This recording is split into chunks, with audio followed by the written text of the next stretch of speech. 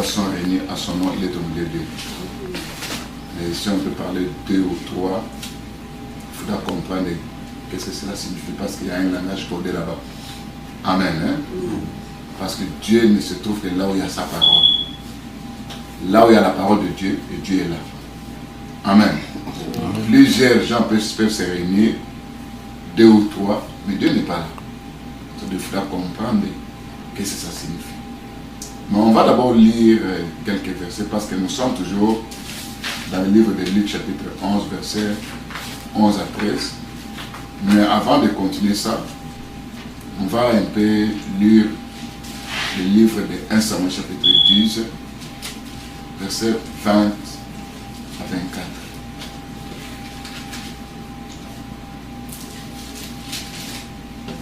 Parce que les Écritures, c'est comme une forêt. Et si on ne connaît pas les chemins qu'il faut suivre dans la forêt, on risque de se perdre facilement. Amen. Hein? Amen. Lisons 1 Samuel 10, versets 20 à 24.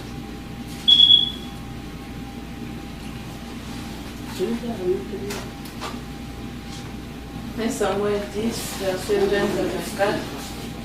Samuel fit approcher toutes les tribus d'Israël, et la tribu de Benjamin fut désignée. Il fit approcher la tribu de Benjamin par famille, et la famille de Matri fut désignée. Puis Saul, fils de Kis, fut désigné. On les chercha, mais on ne les trouva point. On consulta de nouveau l'Éternel. Y a-t-il encore un homme qui soit venu ici? Et l'Éternel dit, voici il est caché vers les bagages. On courut les tirer de là, et il se présenta au milieu du peuple. C'est lui que l'Éternel a choisi. Il n'y a personne dans tout le peuple qui soit semblable à lui. Et tout le peuple poussa les cris de vive le roi. Amen. Hein? Amen. On prend cet exemple pour expliquer beaucoup de choses à la fois. Amen. Hein? Amen. Quand vous regardez dans la Bible dit que on devait aller oindre les rois. Et ce roi, c'était Saül. Amen. Amen. Or, Dieu avait choisi Saül parce qu'Israël demandait un roi. Et ce roi-là qui demandait, et Dieu avait choisi un homme venu de Saül qui devait être roi en Israël. Mais qu'est-ce qui s'est passé? Le jour où on devait oindre Saül pour le présenter devant tout le monde, il s'est passé un problème. On avait invité toutes les tribus d'Israël. Ils sont venus là-bas. Alors, Dieu devait maintenant commencer à choisir. Parce qu'il devait commencer d'abord à choisir par tribu, par famille et par personne. Est-ce que vous me comprenez? Et la Bible dit que on avait choisi la tribu de Benjamin. Et quand on a choisi la tribu de Benjamin, dans la tribu de Benjamin, on voit la famille de Matri. Et dans la famille de Matri, on voit quelqu'un qu'on appelle qui? Qu'on appelle Saul. Est-ce que vous me comprenez? Mais en ce moment-là, on regarde parmi la foule, Saul n'était pas là. On consulte maintenant l'Éternel. La personne en question est où? C'est le Seigneur qui dit que il se trouve dans les bagages. Ça, c'est Dieu qui répond comme ça. On devait aller fouiller les bagages pour faire sortir Saul. Et quand on fouille les bagages et on voit Saul sortir, il dépassait tout le monde en taille. Ça a un pourquoi à l'intérieur. Amen. Amen. Qu'est-ce qu'on va expliquer? Les bagages, ce sont les Écritures. Est-ce que vous comprenez? Amen. L'écriture, tant que l'écriture est là, et qu'on prend l'écriture, on donne aux gens, ça n'apporte que la mort. Mais il faudra fouiller ce qui se trouve à l'intérieur des bagages. C'est la pensée de Dieu à l'intérieur des Écritures. Amen. Parce que la lettre tue, l'esprit vivifie. Amen. Donc ce sont ces bagages-là où il y avait quelqu'un qui dépasse tout le monde en taille, était là caché. Or nous savons que selon ces versets, quand Saül est sorti, il dépassait tout le monde en taille. Oh, c'est l'enseignement de Jésus qui dépasse tout enseignement sur la terre. Amen. Amen, hein? Amen. Parce que l'homme le plus élevé, c'est qui? C'est Jésus-Christ. Vous comprenez qu'il faut fouiller les bagages. Or, c'est là où nous sommes en train maintenant de fouiller les bagages pour faire sortir l'enseignement qui dépasse les autres enseignements. Est-ce que vous comprenez? Amen. Parce que si on prend les bagages seulement, on donne au peuple, on ne va pas trouver ça. Parce qu'il était caché là-bas. C'est pourquoi la Bible dit que la gloire de Dieu, c'est de cacher les choses. Et la gloire des hommes, c'est de sonder les choses cachées. Nous sommes au temps où maintenant, les choses cachées doivent être découvertes. Où Jésus qui est en Israël, il parlait en parabole. Amen. Arrivé là où étaient les apôtres, il devait leur expliquer le tout au clair. C'est pourquoi, quand vous lisez maintenant le livre de Luc chapitre 11, versets 11 à 13, on peut reprendre ça pour la meilleure compréhension, afin qu'on puisse expliquer le tout.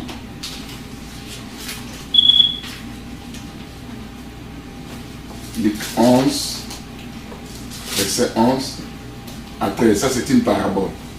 Ça veut dire que ça cache plusieurs vérités à l'intérieur.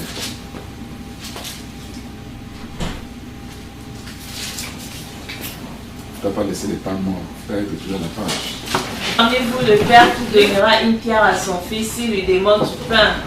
Ou s'il demande un poisson, lui donnera-t-il un serpent au lieu d'un poisson? Ou s'il demande un œuf, lui donnera-t-il un scorpion? Si donc, méchants comme vous l'êtes, vous savez donner des bonnes choses à vos enfants, à combien plus forte raison le Père Céleste donnera-t-il le Saint-Esprit à ceux qui le lui demandent?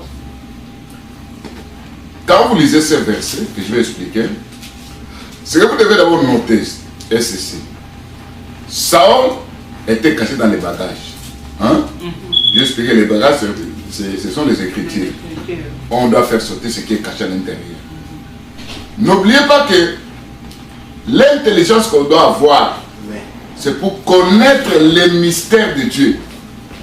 Or, le mystère de Dieu, selon le livre de Colossiens, chapitre 2, verset 2 à 3, c'est savoir Christ. C'est un mystère dans lequel est caché tous les trésors de la sagesse et de la connaissance. Ça veut dire, notre problème, c'est de connaître le mystère qu'on appelle Christ. Amen. Amen. Et quand vous prenez Hébreux chapitre 10, verset 5, la Bible dit que Christ entrant dans le monde, il dit ceci: tu n'as voulu ni sacrifice, ni offrande, mais tu m'as formé un corps. Ça veut dire, Christ, qui est l'Esprit, qui est Dieu, devait entrer dans le monde par un corps. Et ce corps-là, qu'on appelle Jésus.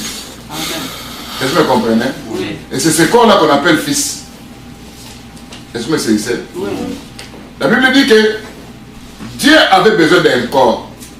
Parce que si Dieu descendait en tant que Dieu sur la terre, quelle maison il allait habiter? Parce que Dieu c'est un feu. Il allait commencer à brûler toutes les maisons que nous voyons sur la terre. Et qui devait s'approcher de lui? Alors, il devait prendre maintenant un corps. Et dans ce corps-là, il y avait Jésus et Christ. C'est pourquoi Christ ne devait pas mourir, mais Jésus devait mourir. Amen. Est-ce que vous comprenez? Oui. C'est pourquoi, si nous voulons comprendre toutes ces choses, le livre de Romains chapitre 1, verset 19-20 dit ceci: en regardant les premiers livres de Dieu, ça veut dire, quand on peut prendre la Bible, vous allez constater avec moi que la Bible a été écrite par, donc la première partie, ça veut dire l'Ancienne Alliance, c'est plus Moïse. Hein? Les cinq livres de Dieu, c'est Moïse, et vous allez prendre les autres prophètes. Or, Moïse, qui n'était pas dans Genèse, quand Dieu avait créé, mais Dieu lui a montré tout ce qui est passé là-bas. Donc si on peut citer l'histoire de la Bible, vous voyez que ça ne date pas de l'origine. Hein? Oui. Mais les premiers livres de Dieu, c'est toute sa création. C'est pourquoi Romains chapitre 1, verset 19 dit que quand on les considère dans son ouvrage, dans ses ouvrages, c'est là qu'on voit la divinité de Dieu, les perfections de Dieu. Est-ce que vous me comprenez? Amen. Ça veut dire, connaître Dieu, il faudra connaître aussi les ouvrages que Dieu a créés. C'est pourquoi quand le Seigneur vient sur la terre, tout ce qu'il parlait, c'était en parabole. Et dans cette parabole, il pouvait expliquer les choses que nous voyons pour faire comprendre aux gens les choses spirituelles. Dans cette parabole de Luc chapitre 11, verset 11 à 13, où la Bible nous dit que quel est le père qui donne à ses enfants? Donc il y a d'abord un père qui donne à ses enfants. La Bible dit, il donne les pains et non la pierre. Il donne les poissons et non les serpents. Il donne l'œuf et non les scorpions. Vous savez, tout ça, il donne à ses enfants. Mais quand vous regardez dans la Bible, tout ce que le Seigneur a dit, le créateur de toutes choses, c'est lui. Oui. Amen. Hein? Amen.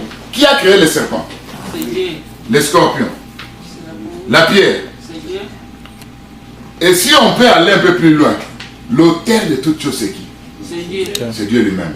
Amen. Hein? Amen. Mais à ses enfants, il donne les pains, les poissons et l'œuf. C'est ce qu'on avait expliqué dans les 5 premières parties qu'on avait parlé sur cette parabole. Amen. Hein? Amen. Ce que vous devez noter d'abord, que quand le Seigneur a parlé du pain, du poisson, de l'œuf, en bas il va dire ceci, que quiconque demande le Saint-Esprit sera, Dieu lui donnera ça. C'est comme si le Saint-Esprit est comparé au pain, au poisson et à l'œuf. C'est pas ça? C'est ça. Maintenant, pour comprendre toutes ces choses, c'est là que vous allez voir que dans le livre d'Apocalypse, chapitre 5, verset 6, où on voit un agneau immolé. Oh, vous savez que l'agneau immolé, c'est Christ. Amen. Amen. Hein? Où il y a l'agneau immolé avec 7 cornes et 7 yeux. Et la Bible dit que ce sont les 7 esprits de Dieu envoyés sur la terre. Vous comprenez que parler du Saint-Esprit, c'est parler du 7 esprits qui se trouvent sur l'agneau. C'est parler de Jésus-Christ lui-même. Parce que si nous avons connu les Seigneurs sur la chair, aujourd'hui nous ne connaissons plus sur la chair, le Seigneur c'est l'Esprit. Amen. Amen. Hein? Amen. Alors, quand on a présenté d'abord les pains, je vais m'arrêter sur les pains pour pénétrer la deuxième partie. J'avais expliqué que les pains représentaient la parole de Dieu. Les pains représentaient Jésus-Christ. Les pains aussi représentaient la délivrance, la guérison, parce que quand on regarde dans Matthieu chapitre 15, verset 27 à 28, où la femme cananéenne devait demander maintenant qu'on puisse guérir sa fille. Amen. Hein? Et le Seigneur a dit qu'on ne peut pas prendre le pain des enfants pour donner ça aux chiens. Mais la femme a dit que même les chiens aussi mangent des miettes. Et le Seigneur dira qu'en Israël, il n'a pas trouvé les foi. Il a trouvé les foi chez qui? Chez les siens. Alors, vous allez constater qu'en ce moment-là, la fille fut guérie. Ça veut dire que dans cette fille, il y avait des démons. Donc l'épée apportait la délivrance. L'épée apportait la guérison. Ça veut dire que l'épée apportait la solution. Vous savez que quand on mange du pain, si on avait vraiment, on avait faim, hein, ça rassasiait aussi. Oui. N'oubliez pas qu'il avait donné aussi 10 pains, où il y avait 5 pains et 2 poissons. Et quand on a ramassé les paniers, ça devait être 12. Là aussi, il y a une explication à donner. On aura à voir ça un autre jour, le pourquoi de 12. Alors, partant de tout ce que nous voulons voir, comme nous parlons du pain, et que le pain qui a donné le pain, il n'a pas donné la pierre. Si nous regardons dans Ecclésiaste chapitre 11, verset 1, la Bible dit que jette ton pain dans l'eau, et avec le temps, tu vas récupérer. Or, le pain qui a été jeté dans l'eau, c'était Jonas. Et le Seigneur va se présenter dans Matthieu chapitre 12, verset 40 à 41, que de même que Jonas a fait 3 jours dans le ventre du poisson, le Fils de l'homme fera aussi 3 jours dans le ventre, dans les seins de la terre. Alors, parlez maintenant du pain jeté dans l'eau, parce que quand on a jeté Jonas dans l'eau, et il est allé accoster où? À Ninive. Au Ninive, c'était chez les païens. Amen. Vous comprenez que Jésus-Christ étant le pain jeté, abandonné en Israël, est devenu maintenant un pain pour nous. Amen. Est-ce que vous me comprenez? Amen. C'est là où maintenant, quand vous lisez maintenant Ecclésiaste 11, verset 2, la Bible dit ceci. Dans la première partie, la Bible explique que jette ton pain dans l'eau, avec le temps tu vas récupérer.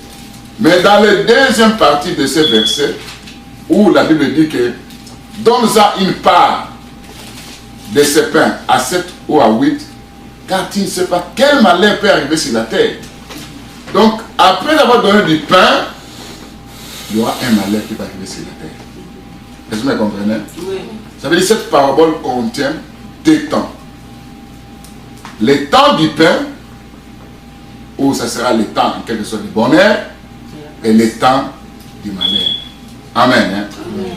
J'avais expliqué la fois passée que les 7 pains qu'on donne, les pains qu'on donne aux 7, c'est ça, Apocalypse chapitre 1, verset 11, qui dit, écris ce que tu vois, envoie ça aux 7 églises. Le 8e, la parole de grâce, le pain que nous mangeons aujourd'hui, qui a été rejeté en Israël, ça va retourner en Israël. Ça sera le 8e. Et le 8 représente sur l'éternité. Amen. Hein? Amen. Et quand vous regardez dans la Bible, mon problème c'est quoi? Nous devons garder la parole de la persévérance. Ça veut dire les pains. On doit garder les pains pour qu'on soit épargné du malheur qui va venir dans le monde. Parce qu'il dit ceci que partage ça. Parce que tu ne sais pas quel malheur va arriver dans le monde. Alors, en regardant maintenant les malheurs qui vont arriver dans le monde, si je peux prendre maintenant ces malheurs, c'est là que je vais identifier maintenant les malheurs. Parce que le Père a donné les pains, les poissons, et l'œuf. Maintenant, le Père va donner aussi la pierre, les serpents et les scorpions. Est-ce que vous me comprenez? Oui. Ici, chez ces enfants, il leur donne les toits. Mais de l'autre côté, il ne leur donne pas ça. Mais quand nous regardons tout ce que le Seigneur a pu utiliser, vous allez constater qu'il y a plusieurs choses qui se trouvent à l'intérieur. Et si on peut prendre maintenant quelque chose qui se passe dans la vie de qui? De David. Parce que tout ce que nous prêchons aujourd'hui, on peut voir ça dans l'ombre. Amen. Hein? Dans l'ombre, vous allez voir David. Ça c'est 1 Samuel chapitre 17, verset 17 à 18. Vous prenez le verset 40 et vous sautez le verset 49. C'est là où le papa de David envoie David.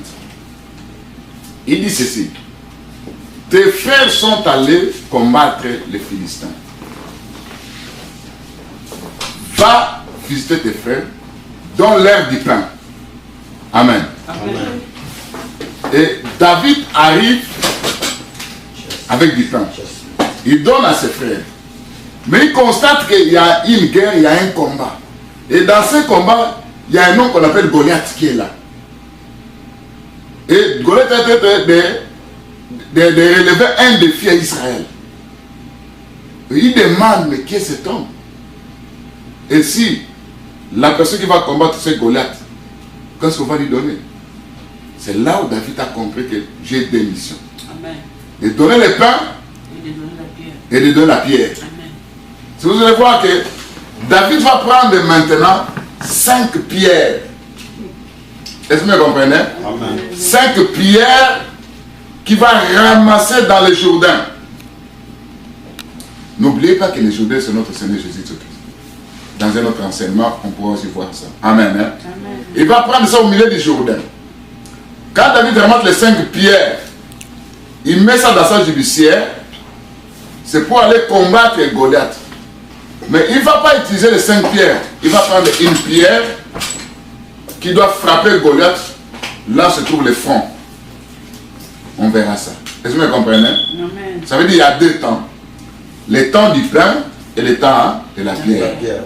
Est-ce que vous me comprenez? Amen. Parce que Jésus-Christ, notre Sauveur aussi, quand il est sur la terre, il a donné du pain en prêchant par-ci par-là. Il a guéri des malades. Il a délivré plusieurs gens. Et après ça, il devait aller maintenant sur la croix. Et vous allez constater que sur la croix, il y a quelque chose qui s'est passé.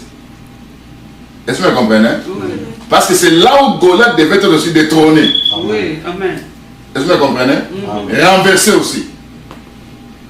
Oh, je vais expliquer ça par rapport aux enfants d'Israël en Égypte pour que vous puissiez comprendre tout ça très bien. Pourquoi je dis ça? Quand vous regardez les enfants d'Israël en Égypte, la Bible dit que quand Dieu est allé là pour délivrer les enfants d'Israël, malgré qu'il a fait plusieurs miracles, le dernier miracle qui devait maintenant délivrer les enfants d'Israël, c'était le miracle de la mort des premiers-nés.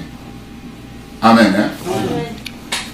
Dieu va tuer les premiers-nés des animaux, des pharaons, mais dans la famille, chez les enfants d'Israël, c'était les premiers-nés, la famille de la brebis qui a souffert. C'est seulement cette famille-là, où on devait prendre un ami. Est-ce que vous me comprenez? Oui. Et maintenant, qu'est-ce qui se passe? Comme la Bible dit que ce qui s'est passé, c'est ce qui viendra. Vous allez constater que, en tuant les premiers-nés chez les Égyptiens, chez Pharaon, chez tous ces gens-là, dans le livre de Genèse chapitre 49, si vous prenez le verset 2 ou 3, la Bible parle du premier-né qu'on appelle les Rubens. C'est là où notre bien-aimé Jacob prophétise. Rubens, mon premier-né, ma force, ma vigueur supérieure en puissance. Est-ce que vous comprenez? Donc le premier-né représente la force, la puissance, la supériorité. Est-ce que vous comprenez? Si maintenant Dieu devait d'abord tuer le premier-né, vous savez, quand nous voyons Pharaon, nous voyons d'abord deux choses à la fois. Premièrement, dans le premier-né, nous voyons la force de Pharaon, nous voyons la puissance de Pharaon, la supériorité de Pharaon, nous voyons tout ça. Et quand nous regardons le diable, Dieu, dans sa première venue, quand il était sur la croix, il devait d'abord neutraliser la puissance du premier-né, ce qui est la force de Pharaon. Est-ce que vous comprenez? Oui. Il ne devait pas toucher Pharaon, mais il devait toucher son premier-né. C'est ce qui s'est passé sur la croix. Oui. Christ a dépouillé les dominations, les principautés, les puissances de l'air. Est-ce que vous comprenez? C'est ce qui faisait la force de Pharaon. C'est pourquoi en Égypte, Dieu devait d'abord commencer maintenant à anéantir ce qui faisait la force de qui? De Pharaon. Chez Pharaon, il y avait des verges. Et Dieu aussi avait sa verge. Mais la verge de qui? De Dieu devait engloutir la verge de qui? Des Égyptiens.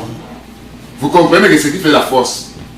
Et quand maintenant il va frapper le fleuve, l'ennemi se prend dessus comme le fleuve, vous allez voir que Dieu maintenant sait que ce qui fait la force de Pharaon pour qu'il puisse libérer les enfants d'Israël, je dois d'abord dépouiller, détrôner tout ça.